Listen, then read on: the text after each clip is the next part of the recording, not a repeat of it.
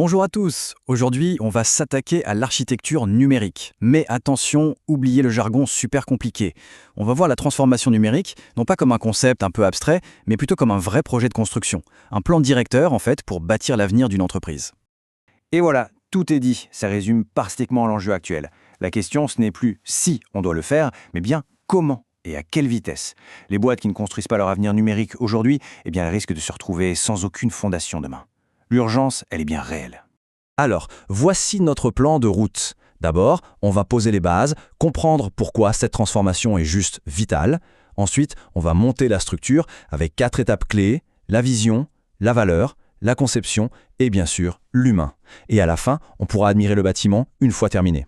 Bon, première question. Pourquoi se lancer dans un chantier pareil? Eh bien, tout simplement parce que pour survivre et se développer dans le monde d'aujourd'hui, c'est indispensable.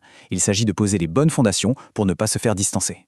L'objectif ici, il est simple, c'est de donner un cadre, un plan d'action clair et qui marche, un guide en 4 étapes pour accompagner les entreprises dans ce processus qui, oui, peut paraître complexe, mais qui est absolument essentiel.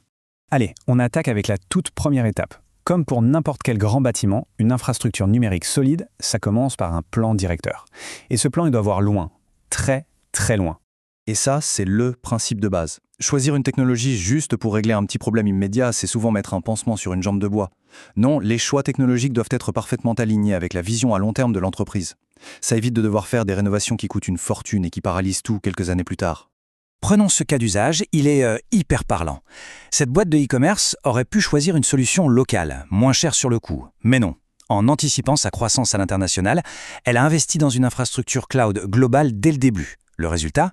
5 ans plus tard, pendant que ses concurrents s'épuisent dans des migrations super complexes, elle se développe tranquillement.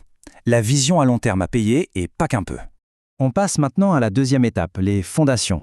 Ici, l'idée est simple. Chaque brique, chaque composant de la structure doit apporter une valeur concrète. On ne dépense plus, on investit. Là, on assiste à un véritable changement de mentalité. D'un côté, on a l'ancien monde. L'informatique, c'est une charge, un service qui coûte de l'argent juste pour que tout fonctionne. Et de l'autre, le nouveau modèle. L'IT devient un partenaire stratégique, un vrai moteur de croissance. Chaque action est directement liée à un retour sur investissement qu'on peut mesurer. Et concrètement, ça donne quoi? Eh bien, au lieu de juste vérifier que les serveurs tournent, cette équipe IT utilise les données pour piloter ses décisions. Elle identifie quelles applications rapportent le plus d'argent et elle concentre les ressources dessus. L'équipe n'est plus juste un centre de coûts, elle est devenue un moteur de profit super intelligent. On en arrive à la troisième étape et c'est un point vraiment crucial. Dans un monde qui bouge à toute vitesse, la structure doit être capable de s'adapter. Alors fini les gros monolithes tout rigides et place au système modulaire et flexible. Le mot-clé ici, c'est microservices.